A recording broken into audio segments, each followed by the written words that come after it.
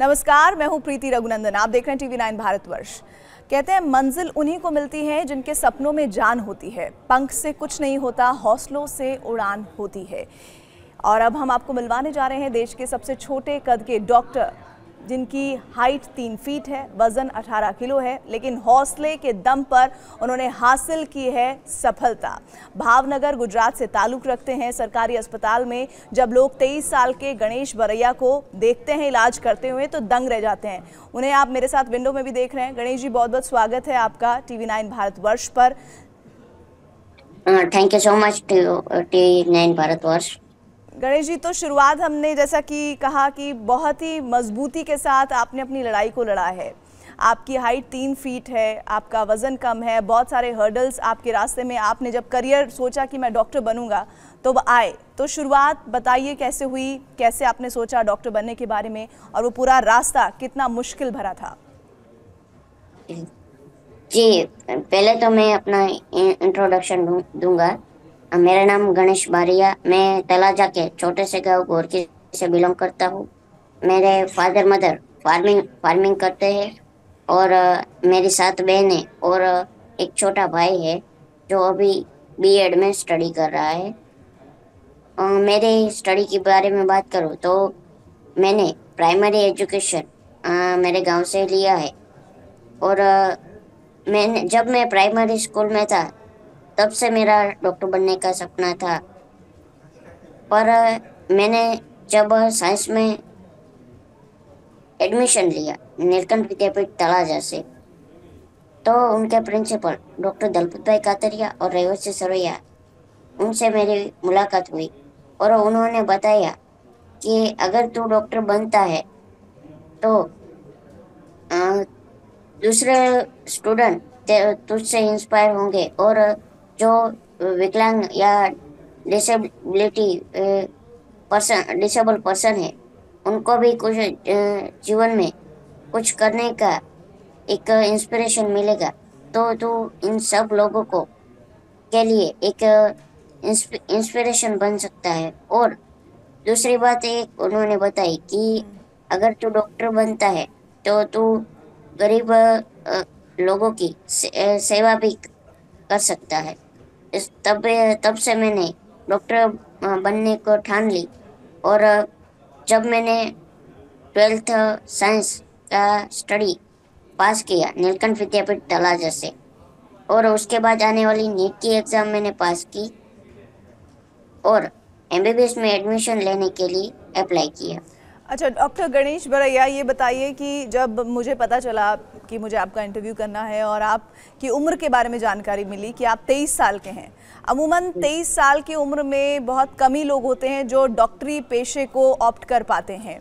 तो कैसे ये जज्बा रहा कि आपने ये तय किया कि जो टाइम लिमिट है उसी में ही मैं करके दिखाऊंगा और कम उम्र में डॉक्टर बन के दिखाऊंगा? ये जो ड्राइविंग फोर्स थी वो भी तब जब आपकी हाइट, आपका वजन, बहुत सारी बातें आड़े आ रही होंगी, और फिर आपको एक कानूनी लड़ाई भी लड़नी पड़ी, उस पर भी मैं बात करूंगी, लेकिन इस बारे में कुछ बताइए।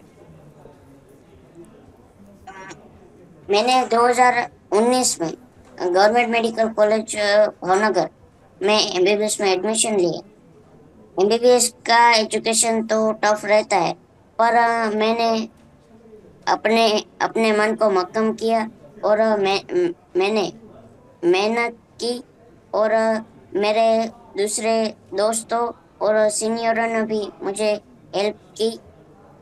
इस वजह से मैंने अ, साढ़े 4.5 ईयर में ही एमबीबीएस कंप्लीट कर लिया। कानूनी लड़ाई भी लड़नी पड़ी क्योंकि आपका जो कद था वो आपके इस पेशे में सामने आ रहा था। तो कैसे उस कानूनी लड़ाई के बारे में आपने सोचा कि आपको लड़ना है, और ना सिर्फ लड़ना है बल्कि जीतना भी है? जी, शुरुआत से बताओ तो जी। जब मैंने एमबीबीएस में एडमिशन लेने के लिए अप्लाई किया तो मेडिकल काउंसिल ऑफ इंडिया, उनकी कमेटी के द्वारा मुझे रिजेक्ट किया गया कि आप फिजिकली फिट नहीं हो तो आपको एमबीबीएस में स्टडी के लिए एडमिशन नहीं मिल सकता। तो एमसीए कमेटी उनके द्वारा मुझे रिजेक्ट किया गया। ये मेरे एडमिशन रिजेक्शन की बात मैंने नीलकंठ विद्यापीठ तलाजा के प्रिंसिपल डॉक्टर दलपत भाई कातरिया और रेवती सरवैया से बात की कि और तब उन्होंने भावनगर के कलेक्टर हर्षद भाई पटेल, गुजरात के उस टाइम के शिक्षण मंत्री भूपेंद्र सिंह चुड़ासमा और भावनगर के सांसद डॉक्टर भारतीबेन शियाल से बात की और उनसे मार्गदर्शन लिया। फिर उन्होंने डिसाइड किया कि हम गुजरात हाईकोर्ट में केस दाखिल करेंगे। डॉक्टर गणेश बरैया जी, ये बताइए, जब आप इस प्रोफेशन को लेकर पढ़ाई कर रहे थे, फिर आपने देखा आपको कानूनी लड़ाई भी लड़नी पड़ रही है, अब लेकिन आप डॉक्टर गणेश बरैया के नाम से गुजरात के भावनगर में जाने जाते हैं।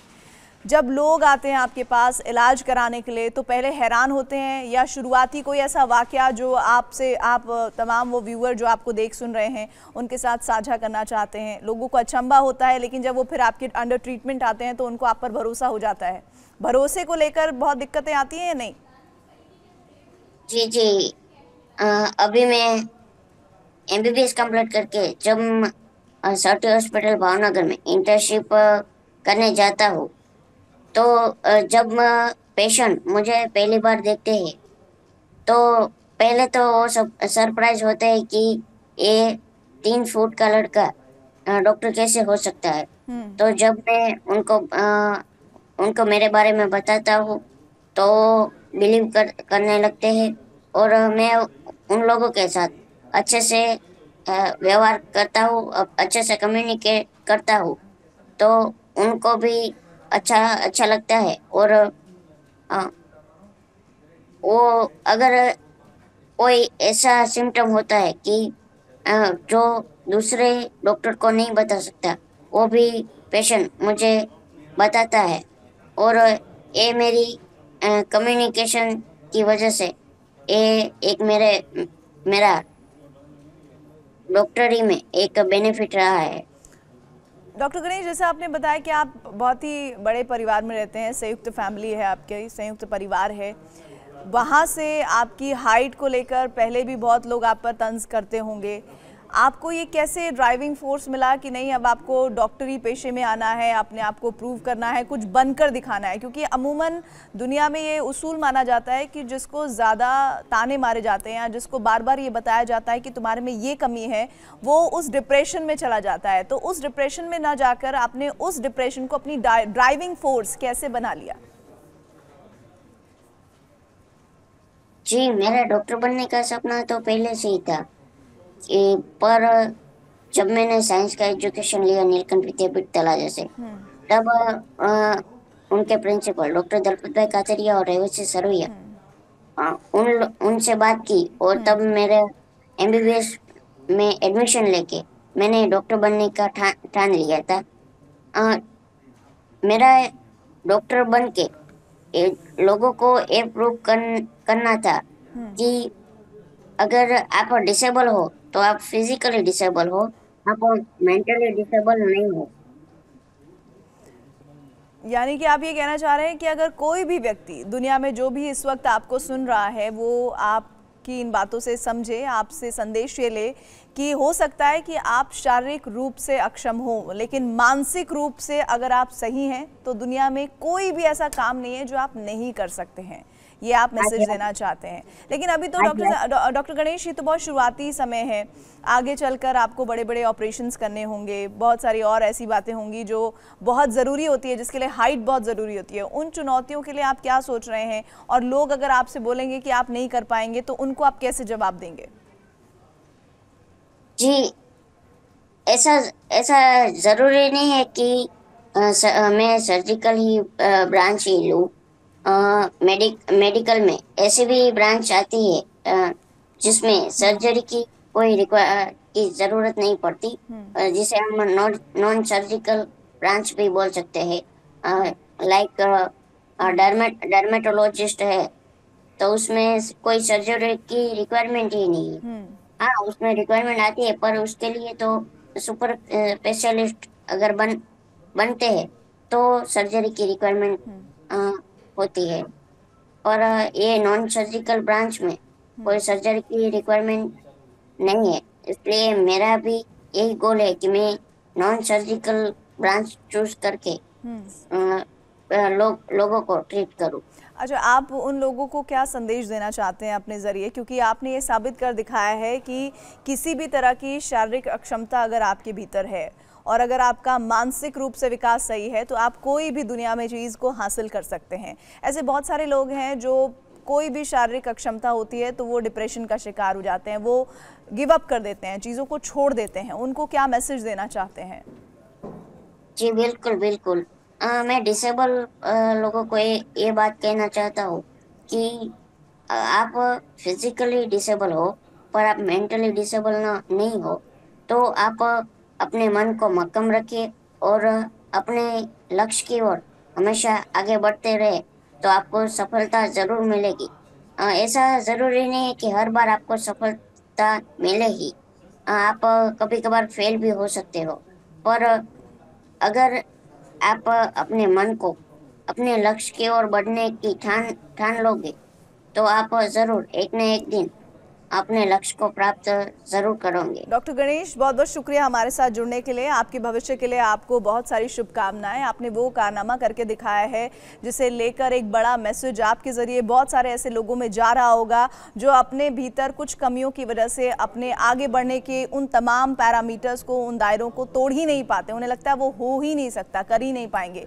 इन तमाम लोगों के लिए जो अभी आपकी बात सुन रहे हैं, बहुत बहुत शुक्रिया हमारे साथ जुड़ने के लिए। आप भविष्य में बहुत अच्छा करें, आपके सामने जो कठिनाइयां आए उनको आप बहुत बेहतर तरीके से तोड़ पाएं, उन बैरियर्स को जिसको आपने अभी तक तोड़ा है। इसके लिए हमारी तरफ से आपको बहुत सारी शुभकामनाएं।